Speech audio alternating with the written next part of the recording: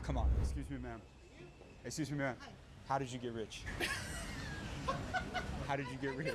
I created one of the greatest fitness products on the planet. So you're a business owner. More than a business owner. I also master the art of communication. I've sold over $2.5 billion worth of product. Are you, wait, man, real quick, can I interview you for a minute? I go all over the world interviewing billionaires to help the younger generation. I'm going to an event. For 1 minute, is that okay? It'll be worth it. I've interviewed 40 billionaires in the last 4 years. Can I get 1 minute with you? Yes, you can, absolutely. Is that okay? That's a good pitch, by the way, see? Okay. It works. Did you come from a lot of money? Absolutely not. Flat out broke. But I'm going to tell you something. I also raised a little boy from South Central. I had him for 12 years of my life, and he was murdered. People hit rock bottom all the time. Most of them stay there, get comfortable, build a couch and a house down there. Don't do that. The best thing in life you can do is go down and spring right back up. And that's exactly what you did. Oh, I've done it more than once. Life happens for you, not to you. Were you good at sales? I'm one of the best it's ever been. You definitely got to bounce back with life, especially if you're going to start your own business or get into anything as sales, anything that's really dependent on you doing an exceptional job to even have halfway decent results. You have to keep yourself going at all times because, yeah, you can get down about yourself. You can get down about anything.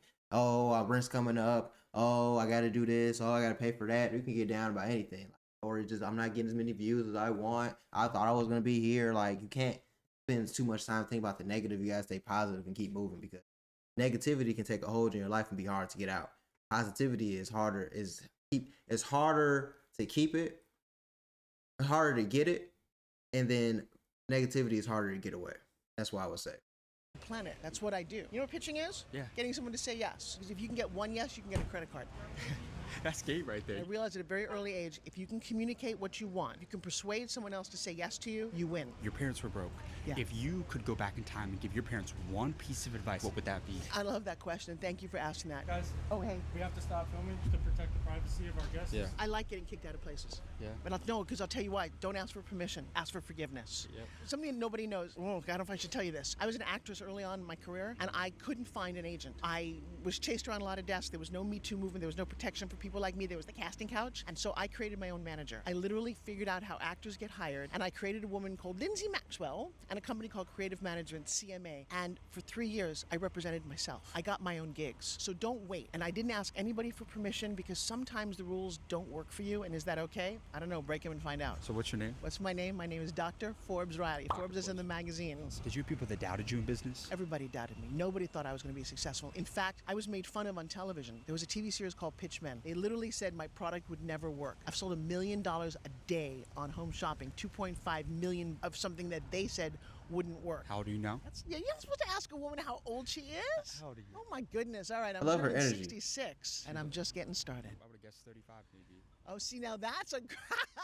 Oh, yeah, you are a charmer. You're He got a it. pitcher. I got to tell you, I very rarely met somebody who can pitch as well as I did. I think you may be that guy. If me and you died tomorrow and you had one more message to leave with the younger generation, what would that be? You know, I don't know if you get to live more than once, but if you live right the first time, once is enough. I love that. Definitely. You have amazing advice. Definitely. Thank you so much for your time. I appreciate that. I love her energy, how she came on. That's why I really didn't try to interrupt her because I loved how she was talking, the energy she was having, and this, how most of it, everything she said is really about your mindset and just going. Like, you just can't take no for an answer. You can't get stopped by one thing. You got to keep going. Because at the end of the day, it's a journey that's meant to be had. Life doesn't happen for you. Life happens to you. And what you do when life hits, that's what determines the type of person you are. So that's why you got to keep going at all times. With all the billionaires I interview, could I get your contact? Absolutely. Guys, we just interviewed our second billion-dollar entrepreneur in this video alone. But I want you all to notice something. Look, both of them. Matter of fact, all of the billionaires that I've interviewed all mastered one skill. They mastered attention. That is the most valuable skill. That is definitely the most valuable skill. But we're going to skip forward to get to the next interview because I don't know if that's going to be an ad.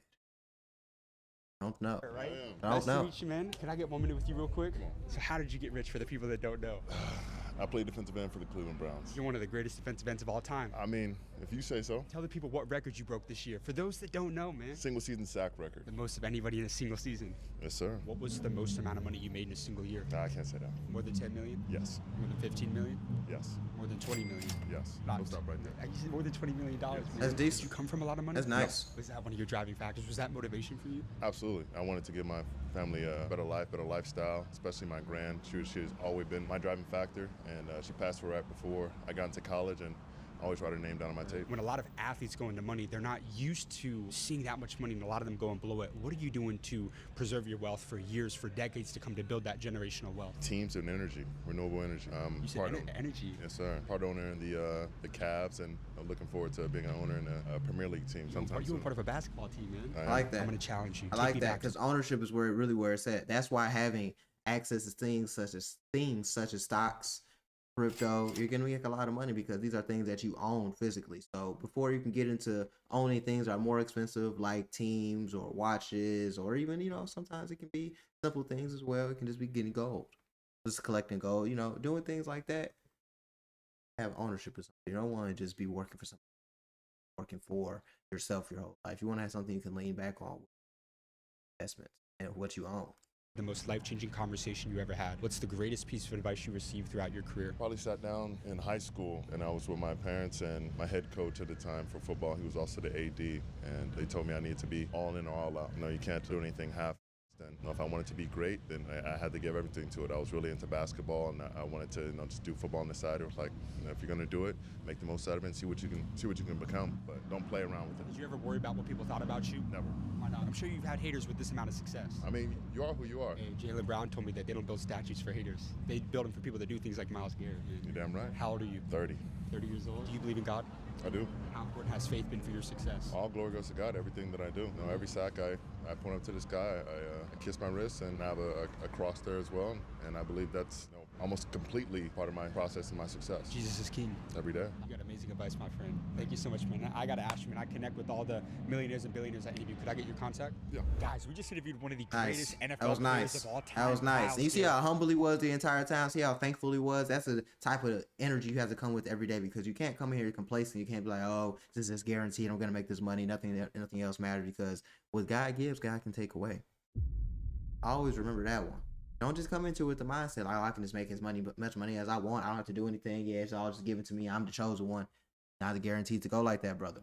Okay, this last season, like we talked about in the interview, he broke the single-season sack records. More sacks in a single season than any NFL player in the history of the league. Great interview out here in Beverly Hills. And what did he say, man? He gives it all to God. Rather all in or all out. He went all in. Let's go get this next interview out here, you guys. Come on. All right, you guys. So look, we are right now outside of the Beverly Hills Hilton Hotel. And the reason why we're here is because we got invited to the Legend of Aviation Awards. And apparently this show hosts more billionaires than just about any event in the entire world. And we got invited to do interviews here. Now, the problem is billionaires are not going to stop and talk to me on the red carpet if I'm wearing a damn Hollister sweater. So it's time to go back, put the suit on, come back out here. Time to lock get flea in, on and him. Time to do get some billionaires. spiffy. So let's make You it already know happen. what time it is, my Guys, boy. so as you can see, man, we changed up the style a little bit. I'm in the suit because look, if I'm going to try to interview billionaires that are all in tuxedos, man, I got to accommodate to their style and their wardrobe. So we're about to head in right now to the Beverly Hills Hilton to go meet some billionaires and some of the richest people out here in Beverly Hills. You guys, come on. Let's see how it goes.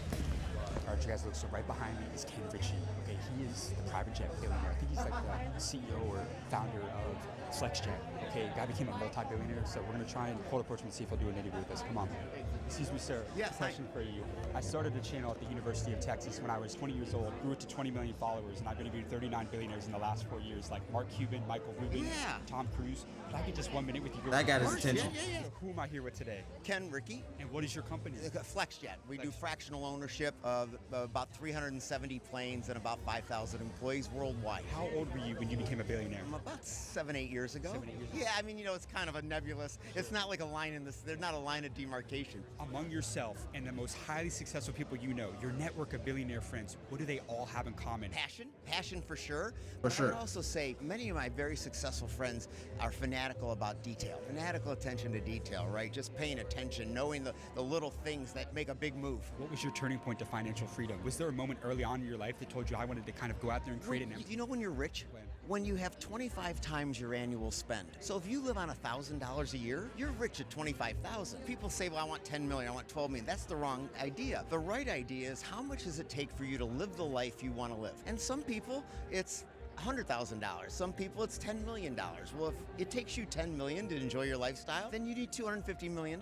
So it's more of a function of how you live and not a function of what you have. You have a very interesting philosophy on wealth in terms of your being open about it with your family, which is maybe controversial to some people. Can you explain that philosophy for my viewers? Well, sure. I mean, number one is that I often say when kids are growing up, we've been taught to talk about sex and not money. But the analogy is, the answer is money's much more important. Making sure your kids know how to be stewards of of what they have. And the other thing is, if you talk about trust, right? You talk about good advice. One of the most interesting pieces of advice I got was from President Clinton. I was his pilot for a year and a half when he was running for president. And he used to start a conversation. He would say something like, I don't know you very well, but you know, I sleep way too long. And he would say to me, when you meet someone, if you start a conversation by displaying one of your faults, you're telling people you trust them. So if I tell you, I ate too many French fries, right? I didn't have to tell you that, but you say, Ken trusted me, and he mentioned that to me. So now when you go to your kids and you want to create trust with them, you have to tell them secrets. You have to open up yourself. If you're going to create trust with your children, they have to know the secrets. So financial is one of the huge secrets. How old are you now?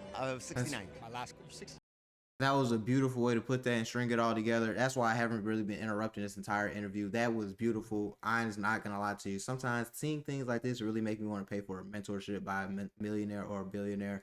But I just know I'm not where I need to be just yet, so I can take all the game and really run with it. Get me into like the middle of this year and I'll be in a better place where I can truly take all the game and sit down and run with it.